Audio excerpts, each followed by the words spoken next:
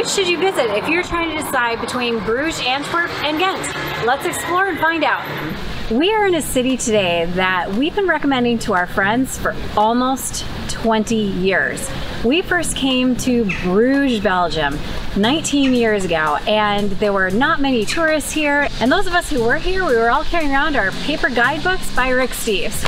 We are back here again today because we have heard that Bruges has become absolutely filled with people. It has gone from being nearly empty to absolutely overflowing, kind of like Venice. So we want to know, is Bruges still a city that we would recommend for our friends? We're here to find out. This is our first time coming to Bruges as a day trip. Normally we would stay overnight for a few nights to be able to experience the city in the evening where everything is lit up and beautiful.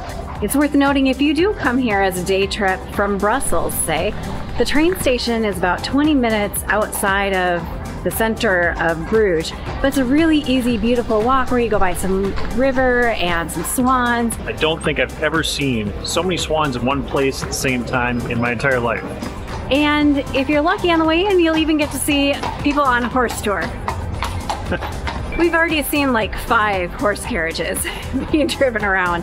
Kind of adds to the atmosphere. And up until that one, I filmed all of them. Great. Apologies for the horse carriage montage.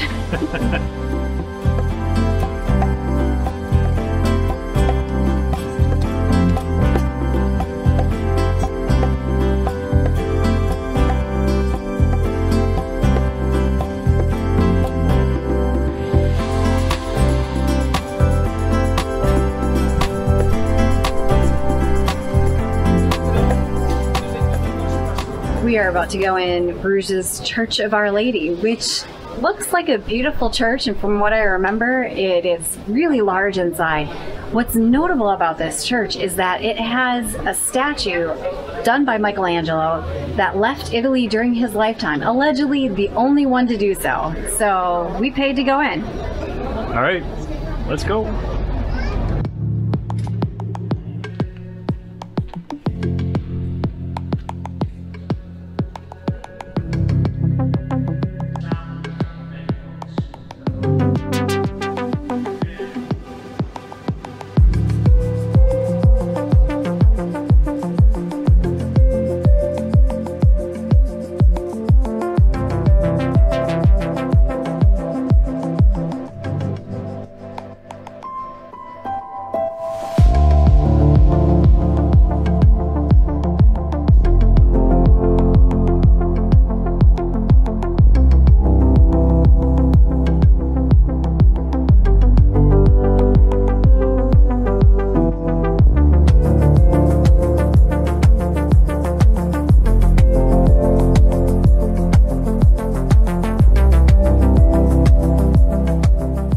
Just left the church, and for free you can get just inside the door and see, I don't know, a third of the stuff.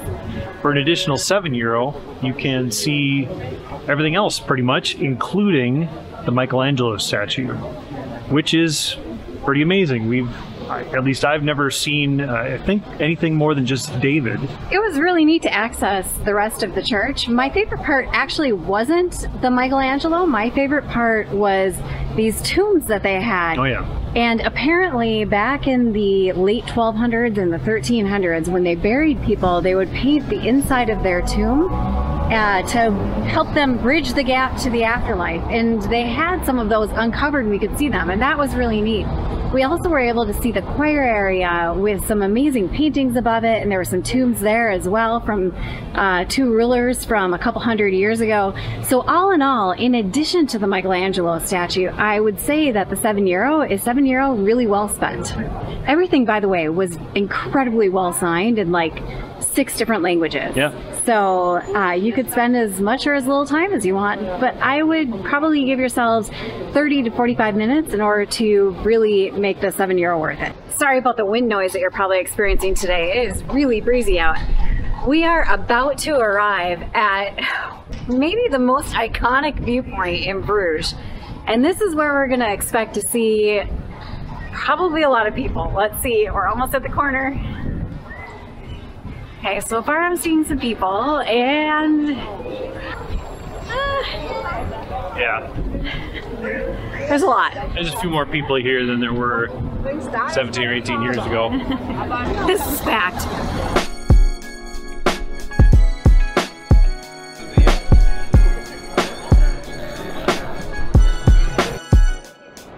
That was bonkers, in case you're wondering.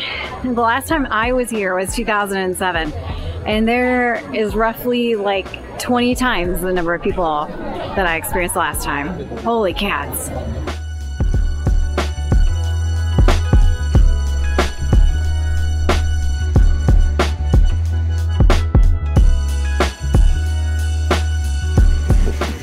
This is the line for one of the boat tours. Takes 35 minutes round trip.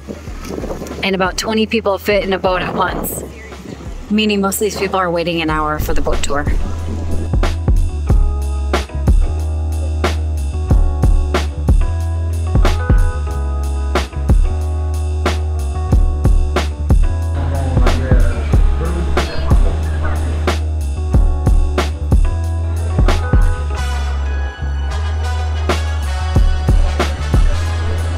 We are in Burg Square right now, huddled up against a wall to try to get a little bit of shelter from today's wind.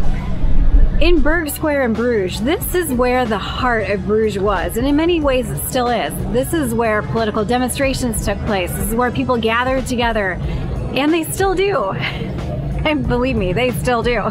Here on the square, there are a number of really important buildings. There's the State House, which is also a museum, but closed on Mondays. We're here on a Monday, so we're not able to show you the inside of it.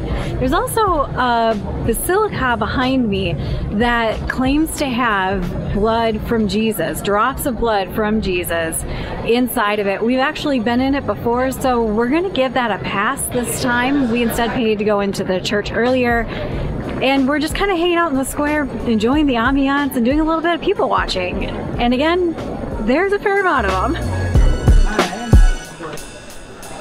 Well, our next stop in Bruges is a beer store. Apparently they have like over 600 varieties of beers, so we thought we would at least stick our heads inside and see what they've got. I'm not even a beer drinker, but that's impressive.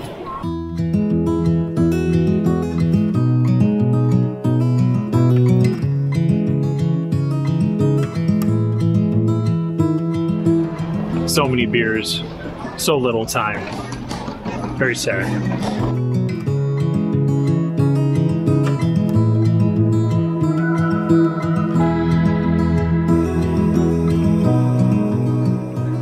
We are in the courtyard that is just inside the giant belfry tower that you can climb from the center of Bruges. There's 366 steps and a carillon that rings every 15 minutes. It's really recommended that if you haven't go up there that you do it at least once. It's a little expensive. So it makes it a once-in-a-lifetime event, which we have already done. We earned our 366 steps, so we're not going to do it on this trip. But again, if you haven't, make sure you do it. Self-propelled, there's no elevator. DIY. And a quick tip, there's a restroom just inside the courtyard. It's 50 cents, so if you need to use one before you go up all those stairs, make sure you stop before you go. Make sure you go before you go.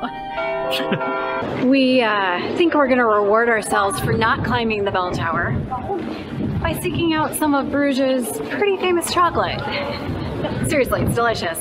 I've been chocolate lately, right? There hasn't been chocolate lately. It's time. And I know that this is going to be a super windy video. It is just, it might be time to pin my hair back. It is really, really windy today.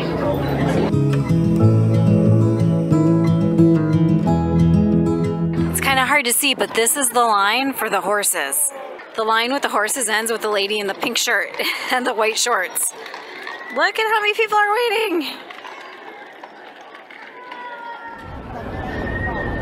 That's the post office, or at least it was a few hundred years ago.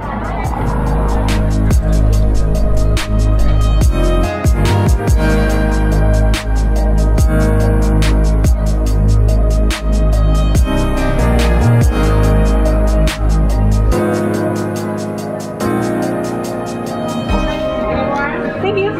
We got 3 kinds from this first shop, and one is Jaguar, one is triple something that Bill got, and mine was apple zest. Try to say it the way she said it, apple zest. She said it was Flemish. We agree. The one I got was triple fermented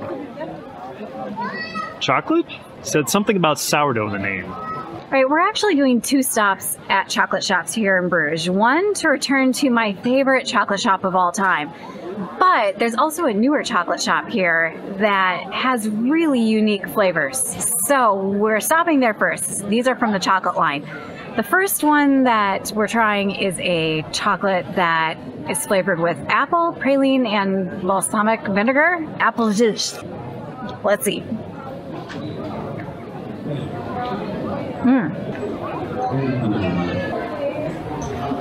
Does it taste like a salad? Boy, if there's balsamic in there, it's so light, I can hardly tell. It is delicious. It sort of has a creamy caramel on top of its ganache filling. It's delicious. It's really, really good. I guess I'll save half of it for Bill. The pralines in that were really fun. They crunch in your mouth. It was fun. Next, we've got triple fermented. Here goes. What is fermented? So I didn't know what to expect. I was thinking it might be like a vague beer flavor or something. I can't taste any of that. It just tastes like a really soft center, nice chocolate. Very creamy, very flavorful. Behind me is the scene of a love affair. This is where I had my first truffle, and it was Belgian, and it was absolutely amazing, and I am dying to find out if they still taste as good, because we've been eating chocolate all over Brussels. Oh, I've been waiting for this moment. Let's go check out Maison Dumon. The white one? That one? Raspberry. Raspberry. Hazelnut orange. Cherry, strawberry. Hazelnut? Or vanilla, or coffee. Let's do this one, please. Yes, thank you so much. I've already forgotten what the flavors are that we got here. I know that the white chocolate one's for Bill, and it has raspberry in the center, and the other 3 are for him and I, or maybe just me. All right, so this is one of the Dumon chocolates. This is one of the praline truffles. All right, we think this one is caramel walnut, so let's give it a try.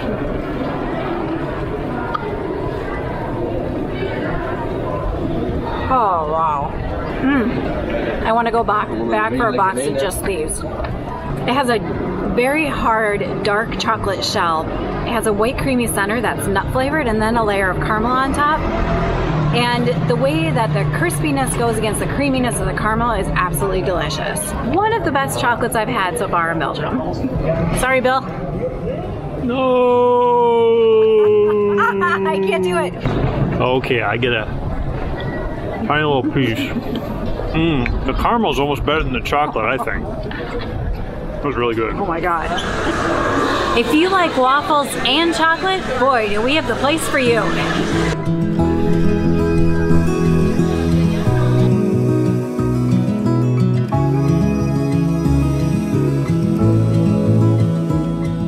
Well, it's 6 p.m. and the day trippers have started to go home, and so there are a lot fewer people here. We're able to stand on the spot, the beautiful spot with the picturesque view that you see all over Instagram, all over YouTube.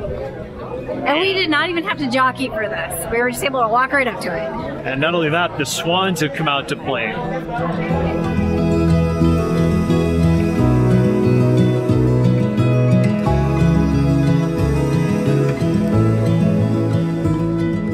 Well, we are outside of the historic center now. We are walking to some windmills that are outside of town, and we seem to have lost all the tourists.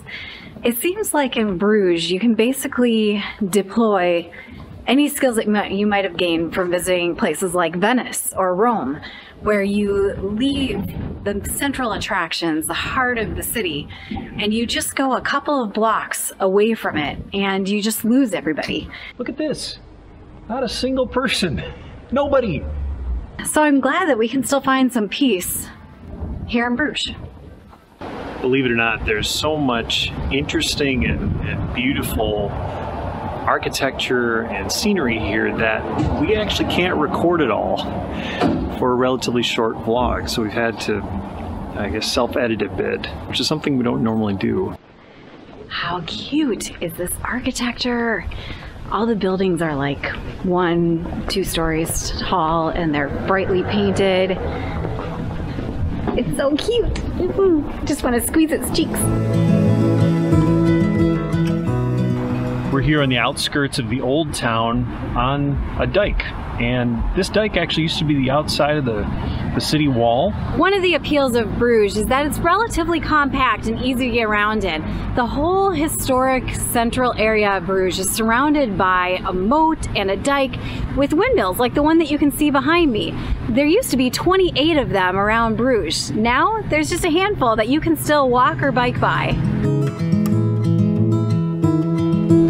So to answer the question, would we still recommend Bruges to friends? I think the simple answer is yes. Bruges is everything you think it is. Everything you've seen in pictures and in videos, even this video. It's also more than that because there are tons of people here. The crowds are serious. If you decide to come to Bruges, we recommend coming on a weekday, not during peak summer months if you want to avoid the crowds. Otherwise, if you have no other option, you're here on a weekend in the middle of summer, just be prepared mentally for the crowds and plan to come early and stay late in order to beat the crowds the best that you can. And you will end up in other people's photos and they will end up in yours, and there's not much you can do about it. Just roll with it and enjoy Bruges. Yeah. Another question that we want to answer that we've seen all over the internet is, which city should you go to if you're trying to decide between Antwerp, Bruges, and Ghent? And this is only the start of 3 videos in a series where we attempt to answer that question. So this was Bruges. Stay tuned for Antwerp and Ghent. Don't forget to subscribe. Greetings from Antwerp. We are about 40 minutes from Brussels and this city looks pretty amazing. We just stopped at the TI and we picked up these cards which claim they will unlock the city. They let us get into pretty much any museum in the city as well as public transport for 24 hours for free. We have a couple museums that we've chosen for the day and the city looks pretty incredible. So let's see if we can escape the crowds from Brussels. We have a lot to do. Let's get going.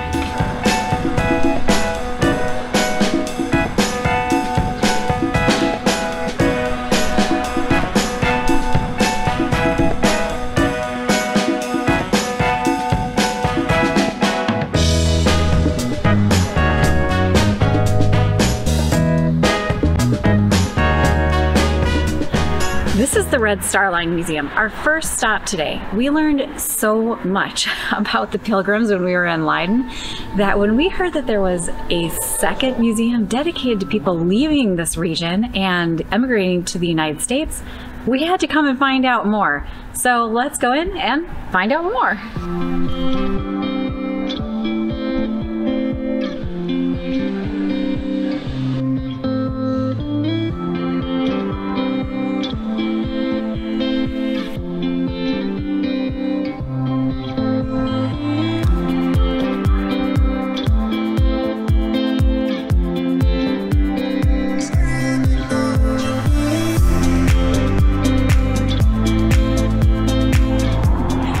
Really a neat museum. We learned so much about how people from Europe, people from Russia would pass through here on the way to Canada or the United States. It was a really well thought out museum, and if you get the Antwerp City Pass, this is an easy museum to recommend. It's included.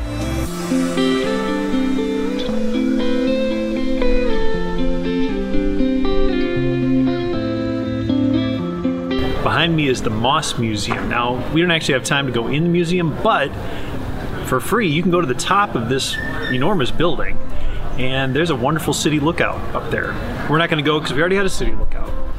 All right, let's go.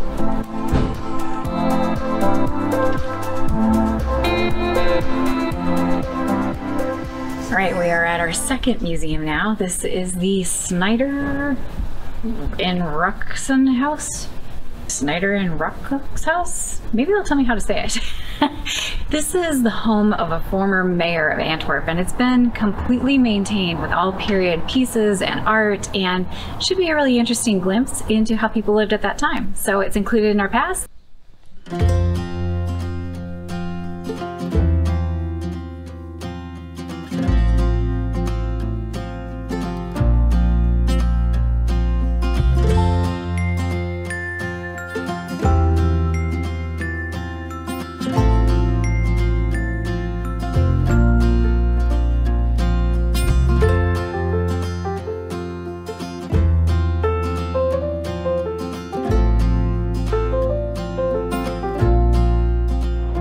we just finished up at the museum, I was a little bit disappointed they didn't have more period furniture. It was a lot of art. But what was really cool was everything was described using a tablet that used basically augmented VR, where you hold up the tablet and it shows what you're taking a photo of and tells you all about it. And that was really cool. So if you are into art, this is a great museum. If you're looking for like period furniture and whatnot, then this probably is not the museum you're looking for. So far, we've been on the outskirts of the historical center of Antwerp, and I have to say, it is like so calm and nice. It's a beautiful Sunday afternoon. This is so much more relaxing than Brussels. We'll see if it changes once we get to the historical center, though. This place is called the Yellow Submarine. Interesting. Well, now we're heading to the heart of Antwerp, where maybe we'll find more people. We're headed to the giant cathedral that you can see its tower from pretty much anywhere in Antwerp. And we're gonna see if it's open. I just heard its bell.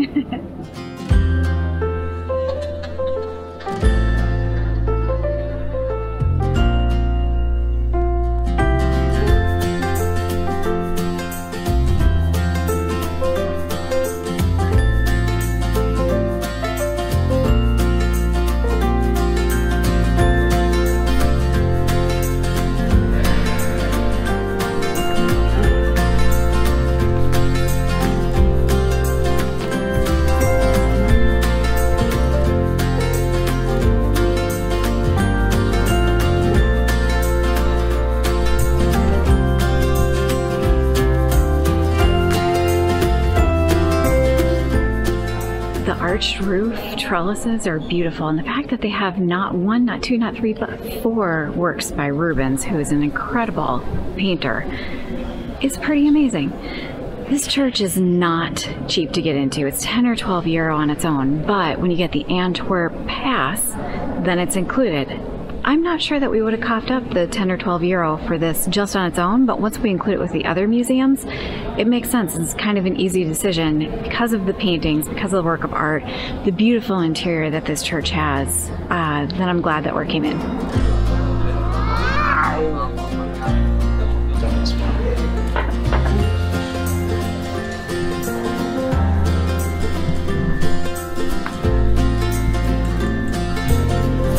All right, we think we're about to go into our final museum of the day, and we've possibly saved the best for last. This is the Plantin-Moretus Museum, which I'm probably saying wrong.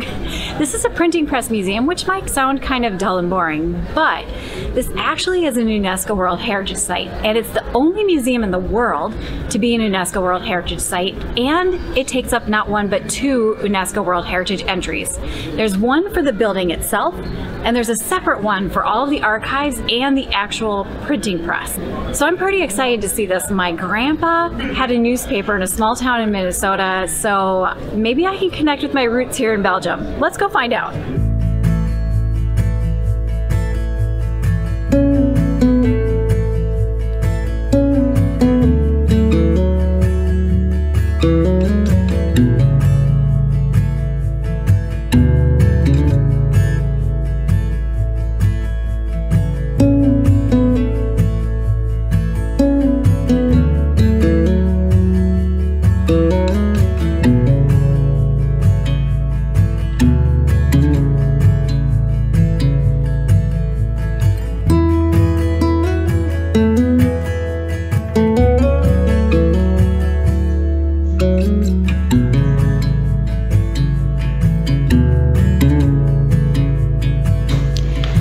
When my mom was a child, she used to change out all the letters on a press like this for my grandpa's newspaper. Well, that was definitely the museum that we spent the most time at. It was comprehensive, it was extensive. I've never seen this many printing presses in one room before. I thought it was really good. I'm glad that it was included in our pass so that we were able to go. It really did a good job of putting into perspective how the printing press affected the course of history, both for just science, discovery, and then also just sharing new ideas. If you're here, I highly recommend checking out. My favorite one from today, actually. Yeah, mine too. After all the museums, we needed a break. We were pretty hungry. Yeah, we haven't had fries lately, so it was time. This is the place. She snuck one before I was ready with the camera. Oh my god, they're so good. Wow. These fries are perfectly crispy on the outside and just slightly like tender, not gooey, but just delightfully crispy on the outside, potatoey, and they're just delicious. Everything you want from a fry. They're super healthy too, I'm sure. Belgium knows how to do French fries. Holy, wait, are they still French? Belgian fries? Belgium really knows how to do fries, potatoes, all the things. Just gonna eat. Oh.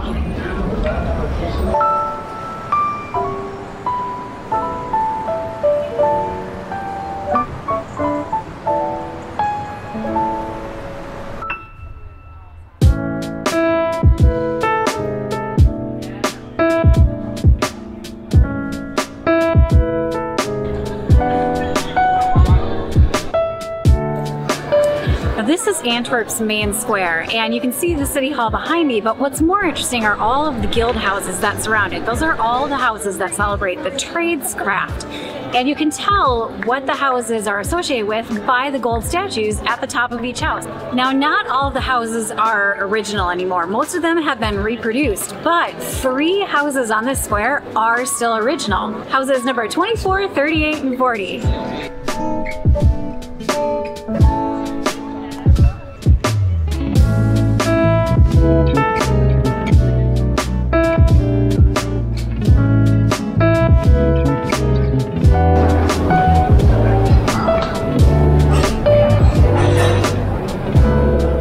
Cutest alley in Antwerp used to be used by shoemakers back in the 16th century. This is so cool.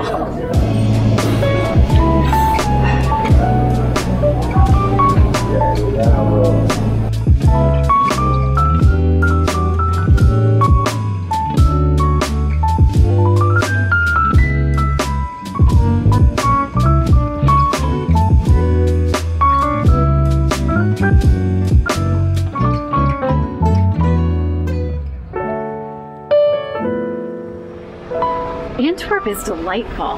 There are far fewer people. It's easy to get away from the ones who are here. You know, the central area is a little bit crowded, but not overly so. Totally doable. But as soon as you leave it by a block or two, there's like nobody. It's amazing. I wish that we were staying here for a couple of days. Next time. This is the coolest mural that reminds us of Beetle Bailey. It's not Beetle Bailey, we think, but it is so cool. Tintin? Is this Tintin? Tintin is like Beetle Bailey? That's amazing. We do a lot of online research when we are visiting places, but for this trip we also have been using 2 guidebooks, and I'm going to link them down below. And I think both of them are great used together. One has a little bit more facts and goes a little bit deeper into the cities, and the other one gives you great walking tours of the main cities that are in Belgium. And I would recommend either one. So links are below. Sadly, the city pass does not include the chocolate museum that's behind me, which I really wanted to go to, but it's almost 20 euro to get in, and I cannot justify it. So it's a pass.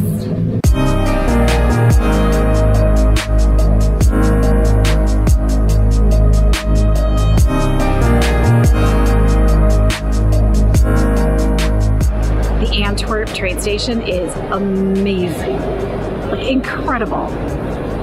Wow. Oh shoot, we're ready to catch our train. It leaves like in 1 minute.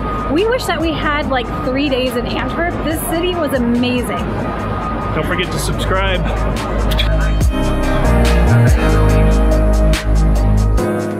Welcome to Ghent. We are a half hour from Brussels, a half hour from Bruges, and less than an hour for Antwerp. Pretty much this city has a lot of competition. So we are here to answer 2 questions today. First, is Ghent underrated? And second, which should you visit if you're trying to decide between Bruges, Antwerp, and Ghent? Let's explore and find out. We have a lot to do. Let's go.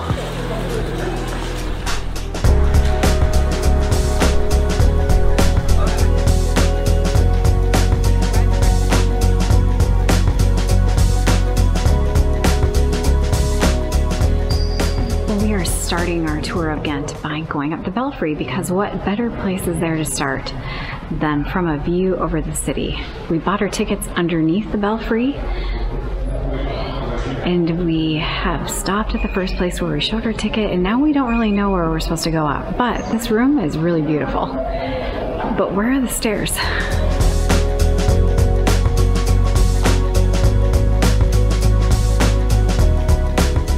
Found the stairs.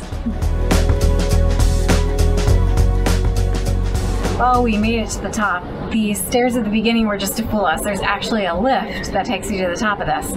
And you can normally go all the way to the top of this belfry, but right now, probably a you-know-what thing, they have it closed off and you can only get almost to the top. But the lift takes you all the way there, aside from like 10 stairs. So I guess I can't really complain. The views from up here, by the way, looking over the city, are incredible. We are much higher up than I thought we would be.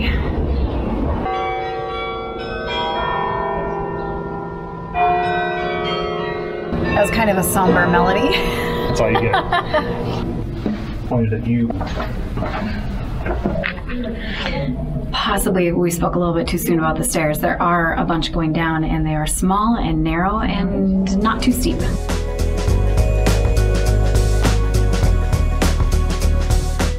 In case you want to know what it looks like partway up a bell tower on the inside, this is it. It's currently being used to display one of the large bells that used to ring from the tower, and now is just here on display. And here goes the elevator. These 4 tower guards have been standing in the belfry since 1339. Well, only one of them is original and the other 3 are reproductions. But they were in the tower for about 500 years before putting in the basement for safekeeping. It's kind of neat that we can still see one of the originals. This one right here. The other 3 are reproductions. Well, that was fun. It's kind of nice to be able to go up and see over the city before you start exploring it, get a little bit oriented. And from the top, we saw this church across the square, and it looks magnificent. So that's where we're headed next. The bell tower used to be a freestanding building. Just the bell tower, used to watch for fires, used to watch for safety. And then later on, a couple hundred years later, the building that you see behind me was attached to it and used as a cloth market just underneath the belfry.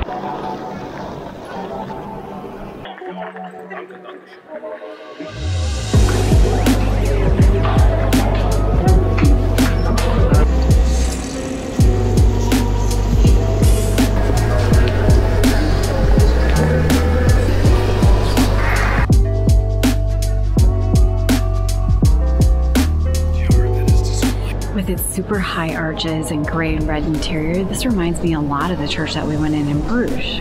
Kind of neat to compare them.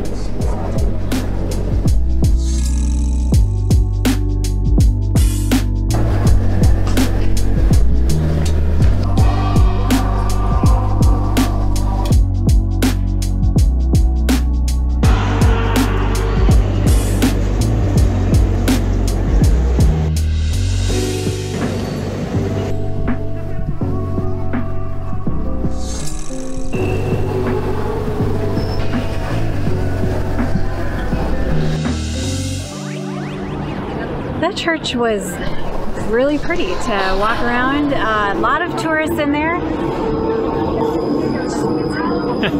Public transportation is great, really. It's just loud. It's just really noisy. The church was fantastic. I would say it over and above even some of the other churches we've seen on the same trip. It's spectacular. So the thing really to visit the church for is a piece of art that's been stolen repeatedly over the years. It's been stolen like by the who's who of baddies in history.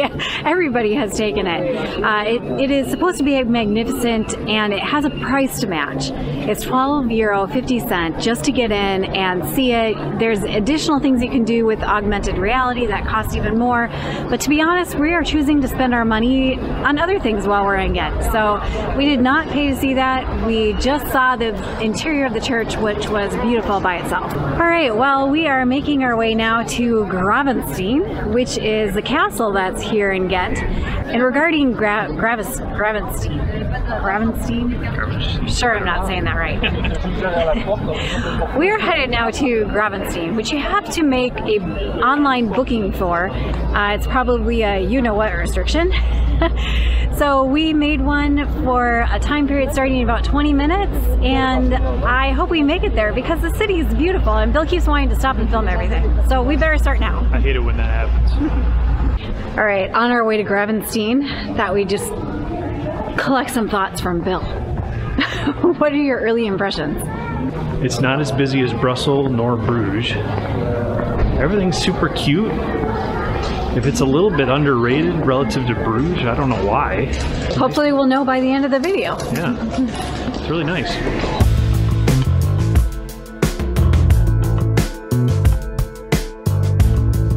Use those bags as shopping bags.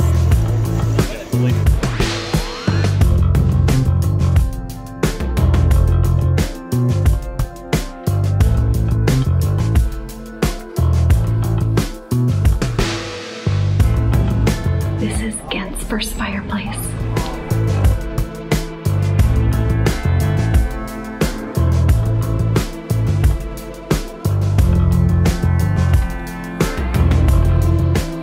All right, we are partway through Gravensteen. Here's our report.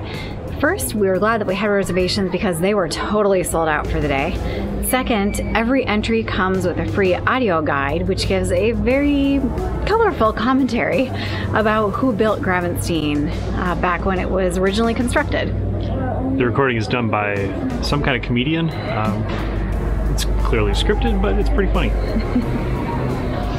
This is the belfry that we went up earlier. So we were definitely higher when we were over there. The views from this tower are almost better than the belfry views because you're just a little bit lower, and so you can make things out more, whereas at the top of the belfry we could see further, but like everybody with these tiny little ant dots. So this is maybe the better view. This one is way more exposed too than the belfry, which we've had a little bit of rain today and you can tell it's a little bit chilly, but I think I prefer the view from this one. When it's not blocked by these wooden shutters.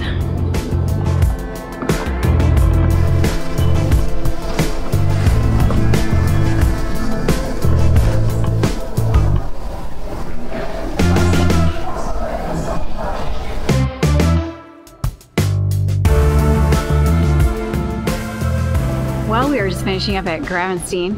I'm glad that they had the audio guide to help fill in the gaps because there are zero furnishings. Yeah, there aren't any furnishings, there aren't any plaques or anything. No tapestries. Yeah, nothing really. So it was hard to imagine what was going on back in the day, but of course the audio guide filled in the blanks. That was good. So the castle, it's a medieval castle. It's really neat. The castle dates back to the mid-12th century and takes us back to Count Philip of Alsace, which is kind of fun because we were just in the Alsace region of France last year. So it's kind of neat to be able to connect those dots together, although it is hard to imagine living in this castle that long ago. And the castle has all the things you might imagine a medieval castle would have. There's a rather well-equipped dungeon. The drawings are really nice also, which go with the audio guide to help you imagine maybe more than you want to what's going on in what you're listening to. All throughout the castle there are these illustrations that let us know what the rooms were for. Here's what this one was used for. Yeah, I'm just not going to say anything else on that. And the audio guide goes into some description, I would say. Not a lot, though. They actually leave a lot to the imagination in that section. It was the one place where they left out a lot of details, and I was totally okay with that. Yeah, it didn't look like a fun place to be. Well, now that we're done here, they're closing up, so we're going to go walk along the river and sort of see what the vibe of Ghent is like. We've just been able to get to a lot of places before they shut, so we still have a lot we need to explore. Let's go. Well, we're ready for a snack after touring the castle, and we have something that we picked up that we've been saving until now. What is it, you might ask? Is it French fries? Is it a waffle? No. Did we just lose a pecan? We just lost a pecan. It is a pecan braid that we got at the train station. I know that there are French fries and that there are waffles here in Belgium, but this is one of our favorite pastries in Europe that we've not been able to find back home. And it's even better when it's heated up. This one is just the temperature that it is outside. It's still going to be amazing. They're so good.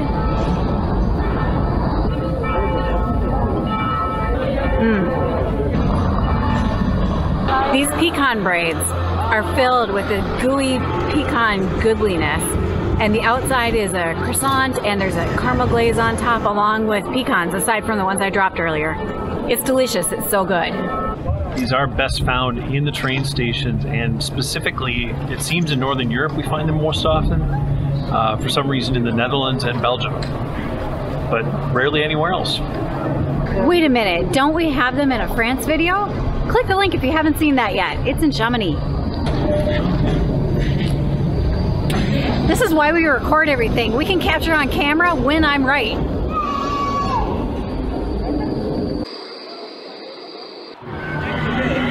We are in one of the main squares here in Ghent. I say one of the main squares because there's more than one. Unlike Bruges or Antwerp, Ghent, back when it was being formed, was so big that it was able to sustain multiple squares dedicated to different crafts that were important to the development of Ghent. So they don't have just one Grote Markt like the other cities. Kind of makes it unique here. It was a very large city. In fact, only Paris was larger in Northern Europe, which is quite something.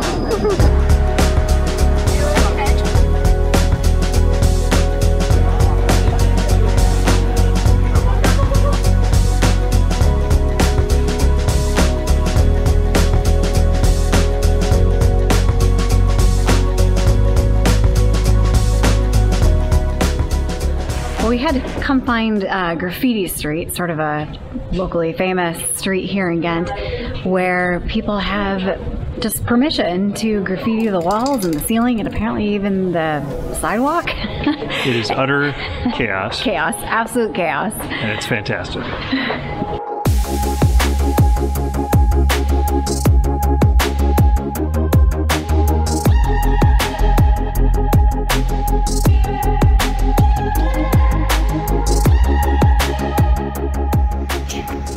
Look at the graffiti on the side of this building. This is the graffiti I was expecting to see on Graffiti Street. That's so cool. And it's right across from like a totally gothic church.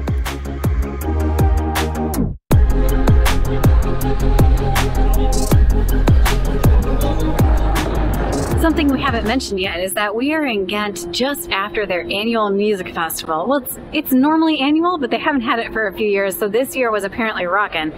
And boy, can you tell by the cleanup that they're having to do. Oh, it's impressive. It's a little bit of a bummer because we're not getting like the classic river view in Ghent, but it's kind of fun to watch the crews clean up. When we started this video, we set out to answer two questions. Question number one, is Ghent underrated? I think the answer is... We think it is. Yeah. You should come here. That's a quick and easy answer. That's a really easy answer. It's a great place. Come check it out. Question number two, if we only had one city to recommend, if you only had one city that you could go to, you only had time for one, which one would we recommend you go visit? Between Bruges, Antwerp, and Ghent. And our answer on this one is a little bit different. Mine is Antwerp, which really surprises me. Maybe it's because I've never been to Antwerp before and I've been to both Bruges and Ghent, but I fell in love with Antwerp. I thought that it was delightfully low tourist. Yeah. And there was so much culture, great food. She snuck one before I was ready with the camera. And a very walkable city. I absolutely loved Antwerp. I would love to go back and spend more time there. For me, it's actually Bruges. So Bruges is just amazing no matter what. Yes, there's crowds, but as long as you know that, you can deal with it, you gotta go to Bruges. Now that's not to slight Ghent. Ghent is also amazing. So if you have time for all three... It's a tough choice. Honestly, I would base myself in Ghent and I would go to the other two. You just have to figure out how to squeeze all three in. Yeah. But that wasn't the point of this video. We said if you had to go to one, which would you go to? Bill's answer is Bruges because it's a photographer's dream, and mine is Antwerp due to the great mix of culture and low tourists. We'll catch you in the next video. All right, don't forget to subscribe. Thanks for watching. Just keep smiling and looking pretty. That's what I do. Bill shopping for a little boy's peeing, apparently. Wait, that sounded really bad.